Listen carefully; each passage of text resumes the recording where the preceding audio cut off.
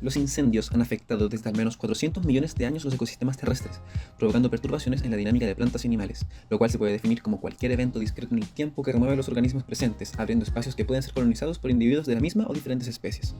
A escala global, el fuego es un controlador clave para la diversidad, afectando a las estructuras comunitarias de forma directa o indirecta, matando organismos o alterando el hábitat y las fuentes de energía, respectivamente. Sin embargo, poco se sabe sobre cómo responde la biota bajo el suelo en las sucesiones post-incendios, en particular refiriéndonos a los hongos que habitan el sustrato.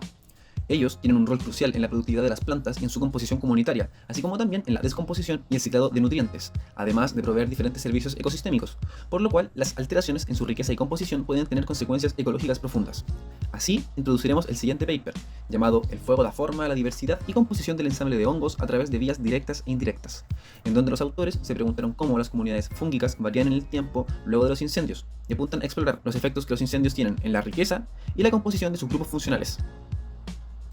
Para ello nos trasladamos a Australia, en el Little Desert National Park, donde se estudiaron distintos parches distribuidos en un área de 132.000 hectáreas. En el siguiente mapa podemos ver los 57 sitios estudiados entre 2019 y 2021, comparando por un lado el tiempo desde el último incendio registrado y por otro la frecuencia de los incendios para cada sector.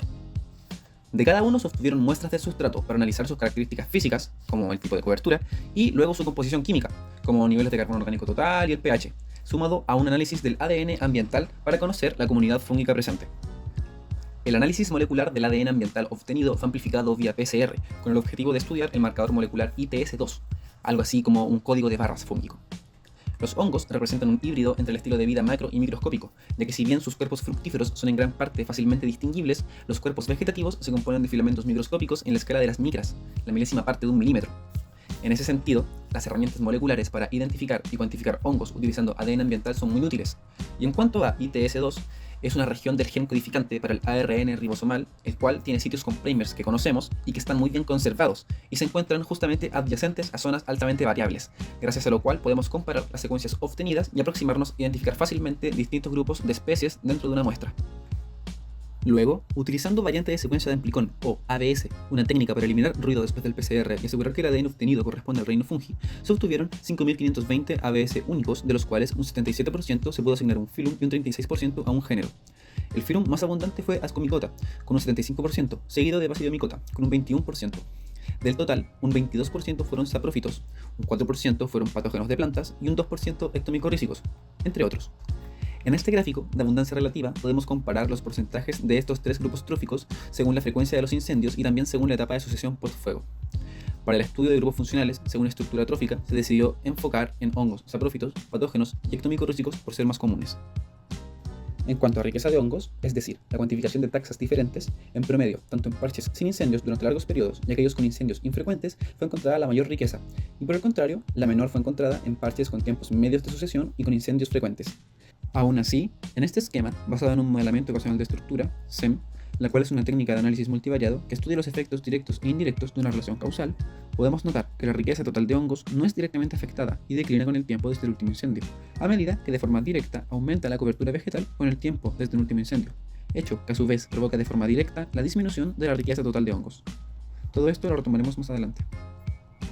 Observando estos voxplot, podemos notar que los resultados obtenidos muestran que el promedio de hongos saprófitos fue mayor en aquellos parches con largos periodos sin incendios, y también en aquellos donde había ocurrido solo un incendio en los últimos 29 años.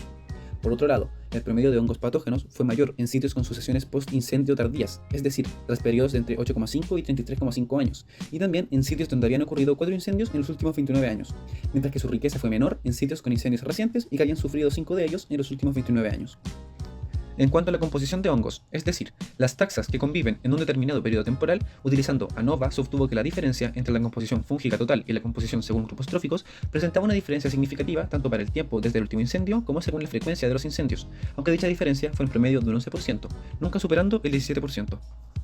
Sin embargo, un hecho interesante fue que distintos géneros de hongos mostraron preferencias por etapas concretas de la sucesión post-incendios. Por ejemplo, en hongos saprófitos, los géneros Acrenomium y Conicaeta fueron característicos de parches recientemente incendiados,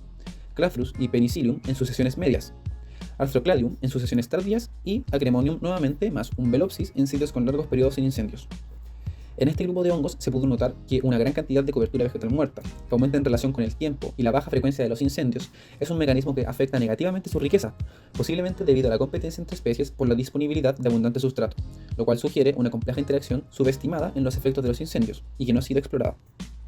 Para concluir, los resultados de este estudio demuestran que la riqueza total de hongos tiene una mínima respuesta al tiempo tras el último incendio o a la frecuencia de estos, a pesar de que otros estudios demuestran lo contrario. Esta mínima respuesta podría puntualizar la resiliencia de las comunidades fúngicas en ecosistemas semiáridos, como en el sudeste de Australia, que, como curiosidad, se encuentra en la latitud 36S, al igual que Chile Central, en donde el clima es más o menos similar,